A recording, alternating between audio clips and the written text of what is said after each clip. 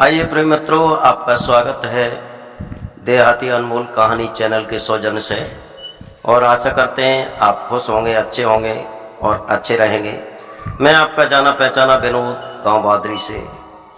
चलो वही लेके चलते हैं जहां ध्रुव तपस्या करने के लिए जा रहे हैं।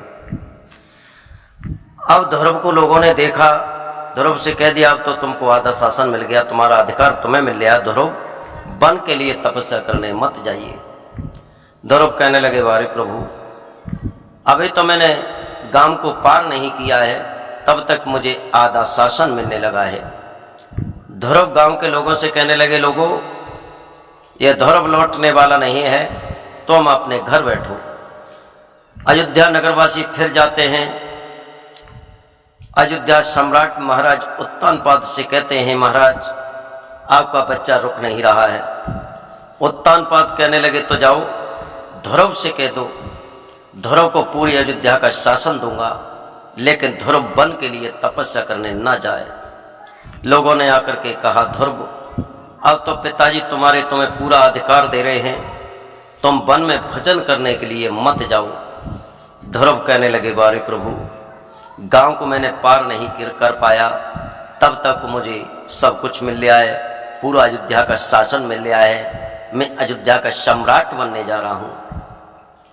भक्तों एक बात और बताऊं, आदमी विश्वास जब तक परमात्मा पर रखता है तब तक उसे सब कुछ मिलता है। उस सिंधु की बिंदु उसे मिल जाती है जिसमें आराम विराम विश्राम परपंच सब कुछ मिलता है। वो कैसा कि जब तक तुम हितू नातेदार रिश्तेदार सबकी तवज्जो करते रहते हो, सबको ये देखते रहते हो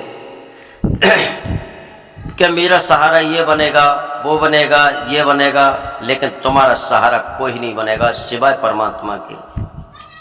कहा भी है, हमको बढ़ेगा जो एक डंग, तो मैं बढ़ी हूं 60, तो मैं बढ़ी हूं 60, और मोकू हटेगो एक डंग, मैं लोहे की लाठ। एक बात और बताऊं भक्तों, याद आ गई है मुझे इस वॉल्यूम में। एक बार हमारे भारत के क्रांतिकारी जिन्हें कहते हैं आदरणीय सुभाष चंद्र बोस, जब विलायत पेपर दे रहे थे तो पेपर में यह क्वेश्चन आया था कि बच्चे की उन्नत के लिए क्या होना चाहिए, तो बच्चा पढ़ लिख करके उन्नत कर सकता है। जितने उस कमरा में बैठे थे सबने लिख दिया कॉपी पे। किसी ने लिखा लड़का के माता पिता इतने सक्षम होने चाहिए जो एयर कंडीशन बढ़िया कमरा मकान मिले, लड़के को एकांत मिले जहां पढ़ लिख करके वो विद्वान साइंटिस्ट बन सकता है। किसी ने कुछ, किसी ने कुछ, किसी ने लिख दिया माता पिता पे इतना धन होना चाहिए जो लड़का गाड़ी से आए और जाए और टाइम से पढ़े तो वो साइंटिस्ट एवं विद्वान बन सकता है। लेकिन सुभाष चंद्र बोस उस विलायत की डिग्री कॉलेज में चुप बैठे। 5 मिनट जब रह गई डायरी जमा करने की, तब उसका निरीक्षण करता आता है, आकर के कहने लगा, ये कम खोपड़ी वाले हिंदुस्तानी, तेरी बुद्धि में कुछ नहीं आता है तो इस कॉपी पे एड्रेस लिख दे, अपना पता लिख दे। बॉस कहने लगे 5 मिनट बाकी हैं कॉपी जमा करने में, जब कुछ नहीं आएगा तो अपना पता लिख दूंगा, आप जाइए। अब बॉस ने देर नहीं लगाई, हमारे भारतीय हिंदू धर्म के ग्रंथों की तरफ पहुंचे।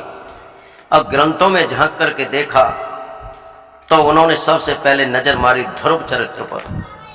उन्होंने देखा ध्रुव में अगर मौसी झटका नहीं मारती, झटका मार के गोद से नहीं फेंकती तो ध्रुव वन में तपस्या करने नहीं जाते। प्रहलाद को कितनी नफरत और निंदा मिली, मीरा को कितनी नफरत और निंदा मिली, जिन्हें नफरत और निंदा मिली है नरसी को कितनी नफरत और निंदा समाज ने दी। जिन्हें नफरत और निंदा मिलती है वही आगे बढ़ते हैं, और नफरत निंदा नहीं मिलती है वो पीछे रहते हैं। सुभाष चंद्र बोस ने विलायत की उस डिग्री कॉलेज की कॉपी में ये अंकित कर दिया कि बच्चे को समय समय पर नफरत और निंदा जरूरी है, और नफरत निंदा नहीं करोगे उनके साथ तो तुम्हें कुछ नहीं मिलेगा, कुछ नहीं मिलेगा। और वैसे भी अंदाज लगाओ, सुख भोगने वाले बच्चे कभी पीएचडी डॉक्टर और आईएएस नहीं बनते हैं, पीसीएस नहीं बनते हैं। हमेशा गरीबों के बच्चे जिन्हें नफरत और निंदा मिलती है वो ही बैरिस्टर वकील बनते हैं। ध्रुव को नफरत निंदा मिली तो आज परमात्मा की प्राप्ति करने के लिए जा रहे हैं। ध्रुव गांव से बाहर होते हैं, दोनों हाथों की मुट्ठी बांधते और जंगल की तरफ दौड़ लगाते थे। भागते भागते बियाबान जंगल में पहुंचे। संध्या काल समय होने को जा रहा था। जब संध्या काल होने को जा रहा है तो देवर्षि नारद मिल जाते हैं। नारद कहने लगे, हे बालक तू कहाँ जा रहा है? ध्रुव कहने लगे, मैं परमात्मा की प्राप्ति के लिए जा रहा हूं। अरे बाप रे, तो परमात्मा की प्राप्ति कर लेगा? माला घुमाते घुमाते हमें जीवन हो गया, हमारे पैरों में ठेकें पड़ गईं और आज तक वह निर्दयी परमात्मा ने हमें दर्शन न दे, तो तू दर्शन कहां से देगा? तू यहां से अपने घर भाग जा, तेरी मां रो रो करके पागल हो जाएगी, पागल। अगर तू ना गया तो तेरे मुंह से अभी दूध के दांत नहीं निकले हैं, तो पर शुद्ध भाषा नहीं आती, तू तोतली भाषा में बात करता है और परमात्मा की प्राप्ति के लिए आया है तू। ध्रुव कहने लगे, बाबा तुम मुझे ढोंगी मालूम पड़ रहे हो। एकदम कहा, हमें ढोंगी बता रहा है? अच्छा तो ये बता, तूने अपना गुरु बनाया कोई? ध्रुव कहने लगे, गुरु कौन होता है? बाबा नारद कहने लगे, गुरु की तो सारी कृपा ही होती है। जिस शिष्य पर गुरु की कृपा होती है वो परमात्मा को प्राप्त कर लेता है। जिस शिष्य पर गुरु की कृपा नहीं होती वो अंधकार में चला जाता है। गु मारे अंधकार और रू माने प्रकाश। एकदम कहने लगे, तो हम गुरु कौन है बना में? एक बात और बताऊं भक्तों, गलन गलन गुरुआ फिरे, गलन गलन गुरुआ फिरे, चेला मंत्र लेओ, नरक जा स्वर्ग ऊपर हमें रुपया देव। गुरु ने चेला कल्ले मूण मूण के ढेर, गुरु गड़रिया है गए चेला बन गए भेड़। तो मेरा मानना है, किसी ने कहा है कि गुरु करो जान के और पानी पियो छान के, लेकिन हम तो इसे उल्टा कर देते हैं। गुरु करो जान के, उसे जान लो और पानी पियो छान के। नाली का पानी आपके सामने 100 बार छान के दे दिया जाए, क्या पी लेंगे? लेकिन हम तो इसे उल्टा कहते हैं। आपके नजर में उल्टा कहते हैं, लेकिन मैंने इसका जो शुद्धिकरण किया है अपने हिसाब से वो सीधा किया है। गुरु करो छान के और पानी पियो जान के। पानी की ये परख कर लो, नल का है, कुआं का है, नाली का है, पानी पियो जान के, उसे जान लो।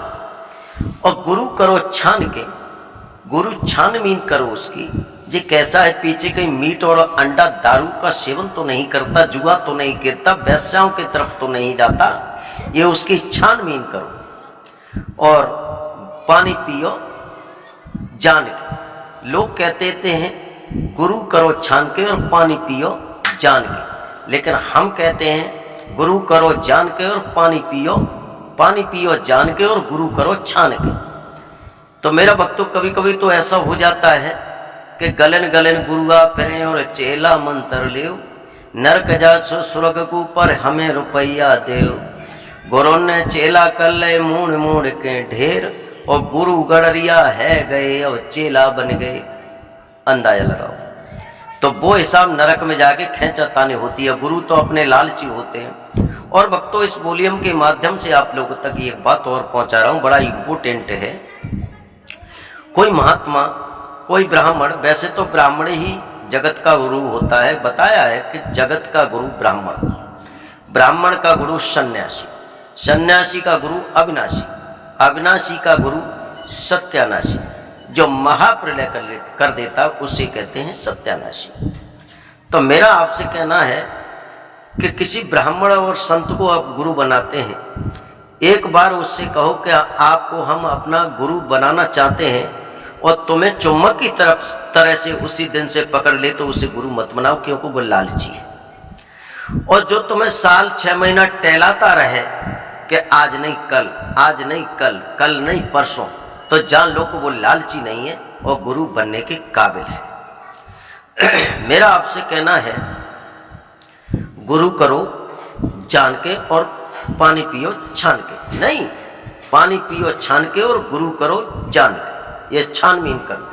उसके बाद ध्रुव कहने लगे, बाबा अब कोई हमें गुरु नहीं मिलेगा इस जंगल में, आप ही हमारे गुरु बन जाओ। उन्होंने तुरंत नदी के पास ले जाकर के स्नान कराया। स्नान कराने के बाद में कान में एक द्वादश मंत्र दिया है, ओम नमो भगवते वासुदेवाय नमः, और कह दिया कि कालिंदी नदी के किनारे जाकर के वहाँ एक कैत का वृक्ष खड़ा है, वहाँ जाकर के पद्मासन लगा करके पुत्र तुम भजन करो, भगवान तुम्हारी अवश्य सुनेगा। ध्रुव वहाँ से आगे चलते हैं, मंत्र को जाप करते जाते हैं।